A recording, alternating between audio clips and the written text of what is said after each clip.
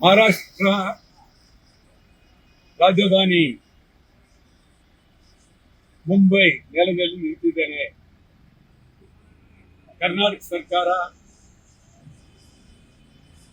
ನನಗೆ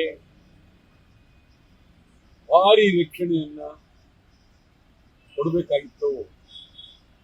ಕರ್ನಾಟಕ ಸರ್ಕಾರದ ಗುಪ್ತಚರ ಇಲಾಖೆಯ ಅಧಿಕಾರಿ ರವಿ ದುರಹಂಕಾರಿ, ದ್ವೇಷಿ, ಅವಿವೇಕಿ,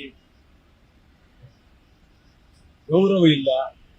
ಅವರಿಗೆ ಬೆಳಗಾವಿ ಅಂದ್ರೇನು, ಮುಂಬೈ ಅಂದ್ರೇನು, ಮಹಾಜನ್ ವರದಿ ಅಂದ್ರೇನು, ಗಡಿನಾಡು ಅಂದ್ರೇನು, ಹೋರಾಟ ಅಂದ್ರೆ ಯಾವು ಗೊತ್ತಿಲ್ಲ.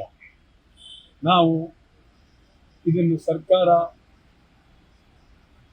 ಮುಖ್ಯಮಂತ್ರಿ ಸಿದ್ದರಾಮಯ್ಯನವರು ಇದನ್ನ ಗಂಭೀರವಾಗಿ ಚಿಂತನೆ ಮಾಡಬೇಕಾಗಿದೆ. ಇವತ್ತು ಇದಕ್ಕೂ ನಾವು ಬೆಳಗಾವಿ ಹೋರಾಟದಂತ ಅನೇಕ ಹೋರಾಟಗಳನ್ನ ಮಾಡಿದ್ದೇವೆ. ಆದ್ದರಿಂದ ಮಹಾರಾಷ್ಟ್ರದ ಈ ಒಂದು ಭೂಮಿಯಲ್ಲಿ ಬರುವಾಗ ಸಮಗ್ರವಾಗಿ ಸಂಪೂರ್ಣವಾದಂಥ ರಕ್ಷಣೆಯನ್ನು ಕೊಡಬೇಕಾದ್ದು ಕರ್ನಾಟಕ ಸರ್ಕಾರದ ಜವಾಬ್ದಾರಿಯಿಂದ ಸಂಪೂರ್ಣವಾಗಿ ಹಿಂದೆ ಸರಿದಿರ್ತಕ್ಕಂಥದ್ದು. ಈ ಬಗ್ಗೆ ಸಿದ್ದರಾಮಯ್ಯ ಗಂಭೀರವಾಗಿ ಗಮನ ಹರಿಸಬೇಕು. ಇವರೆಲ್ಲ ಈಗ ಬಂದಿರೋರು, ಇವರು ನಮ್ಮ ಸ್ವಂತ ರಕ್ಷಕರು, ನನ್ನ ಬಗ್ಗೆ ಅಭಿಮಾನ ಇರ್ತಕ್ಕಂಥ ಸ್ವಂತ ರಕ್ಷಕರು, ನಮ್ಮ ಬಂಧುಗಳು ಎಲ್ಲರೂ ಬಂದಿದ್ದಾರೆ.